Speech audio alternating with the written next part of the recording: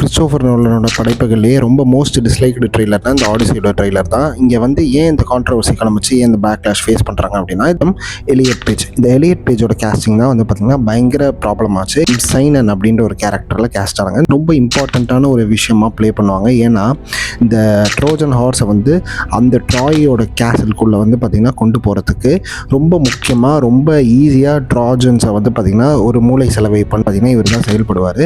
So இவர் செயல்பட்டு வந்து பார்த்திங்கன்னா அழகாக அந்த ஹார்ஸை உள்ளே கொண்டு போயிட்டு அந்த ட்ரோஜன்ஸை வந்து முடிக்கிறதுக்கான அந்த ட்ராய் சிட்டியை கைப்பற்றுறதுக்கான ரொம்ப ஹெல்ப்ஃபுல்லாக இருக்கிற ஆள் தான் வந்து பார்த்திங்கன்னா சைனன். ஸோ இவர் வந்து பார்த்திங்கன்னா ஒடிசியஸோட கசன்.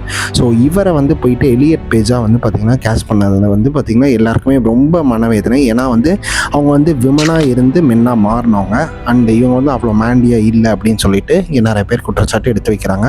அண்ட் ரெண்டாவது விஷயம் வந்து பார்த்திங்கன்னா லுபிட்டா நியாங்கோ வந்து பார்த்திங்கன்னா ஹெலனா பண்ணுறாங்க. ஸோ ஹெலன் அப்படின்றவங்க வந்து பார்த்திங்கன்னா அந்த ஆடிசி புக்லேயே வந்து பார்த்திங்கன்னா எப்படி மென்ஷன் பண்ணியிருப்பாங்க, ஒயிட் ஆர்ம்டு கேர்ள் அப்படின்ற மாதிரி மென்ஷன் பண்ணியிருப்பாங்க. அதாவது அவங்களோட அழகை வந்து ஹோமர் வந்து பயங்கர நிறைய இடத்துல வர்ணித்து வந்து பார்த்திங்கன்னா பேசியிருப்பார். பட் இங்கே வந்து பார்த்திங்கன்னா ஒரு பிளாக் ஆக்ட்ரஸை வந்து கேஸ்ட் பண்ணியிருக்காங்க அப்படின்றதுனால பயங்கர பேக்லாஷ் வந்து ஃபேஸ் பண்ணுச்சு.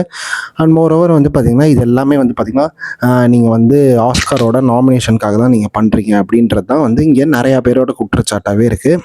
இங்கே 2800-3000 வருஷம் முன்னாடி வந்து ஹோமர் வந்து ஒரு அழகான ஒரு லிட்ரேச்சரை வந்து பார்த்திங்கன்னா படைப்பை கொடுத்துட்டு போயிருக்காரு.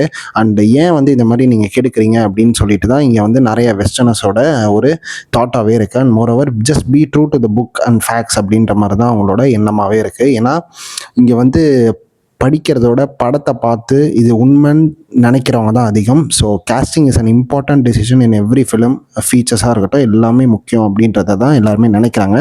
ஸோ நீங்கள் என்ன நினைக்கிறீங்கன்றதை சொல்லுங்கள். பை.